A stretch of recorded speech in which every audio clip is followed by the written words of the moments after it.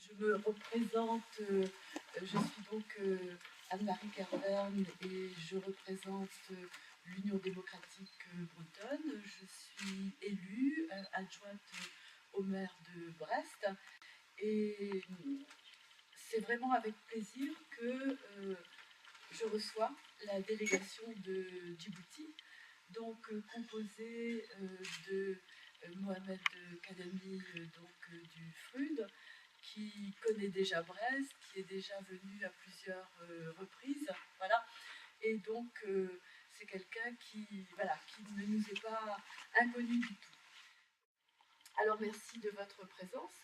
Le collectif brestois pour la démocratie à Djibouti s'est créé en soutien au peuple de Djibouti, qui est en lutte pour la démocratie, par des Brestois qui sont donc originaires de Djibouti et qui ont motivé d'autres Brestois qui ne peuvent accepter ce qui se passe actuellement sur ce territoire où vivent leurs familles, leurs amis et tous ceux qui sont solidaires par l'histoire et par un destin partagé. Alors, évoquer la question de la démocratie à Djibouti, ce n'est pas nouveau à Brest, hein, puisque, donc, comme je l'ai dit, ce n'est pas la première fois que Mohamed Kadami vient ici. Et l'Union démocratique bretonne, dont je suis élue, s'est engagée depuis longtemps aux côtés des démocrates djiboutiens, en étant la première organisation en France à recevoir à Brest des représentants de l'opposition, comme Ahmed Dini, voilà, qui est aujourd'hui décédé.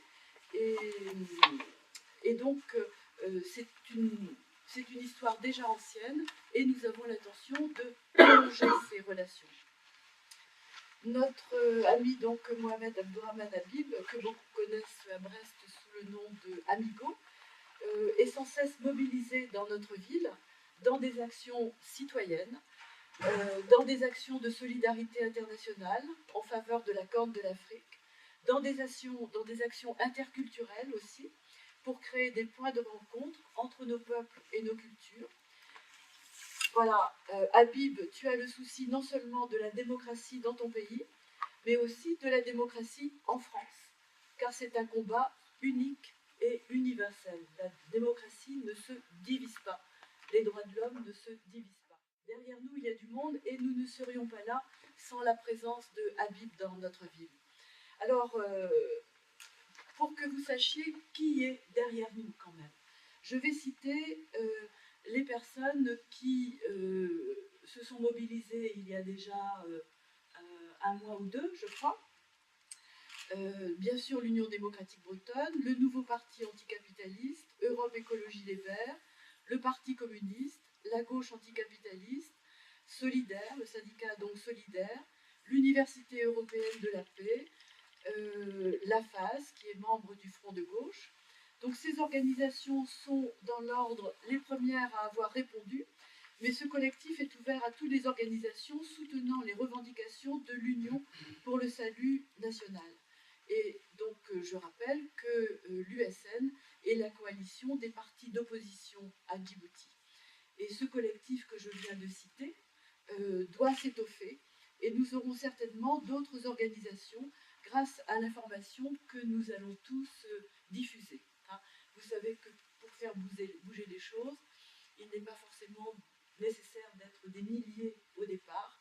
Il faut quelques personnes fortement motivées, très actives et étant capables de développer des réseaux. Donc tout ce que je viens de citer là, il faut savoir qu'ils sont avec nous, même si aujourd'hui ils ne sont pas présents. Alors, quelques mots sur Djibouti pour que nous puissions replacer ce débat quand même dans une histoire qui est assez longue.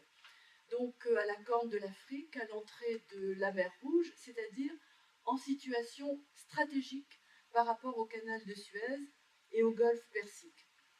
Donc cette importance stratégique doit toujours être présente à l'idée quand on parle de ce petit pays qui est plus petit que la Bretagne en surface, moins peuplé que le Finistère, je donne quelques éléments de comparaison, et pour avoir une idée aussi des équilibres et des déséquilibres, il faut savoir quand même que la ville de Djibouti, c'est 2 fois, 3 fois même grand comme la ville de Brest.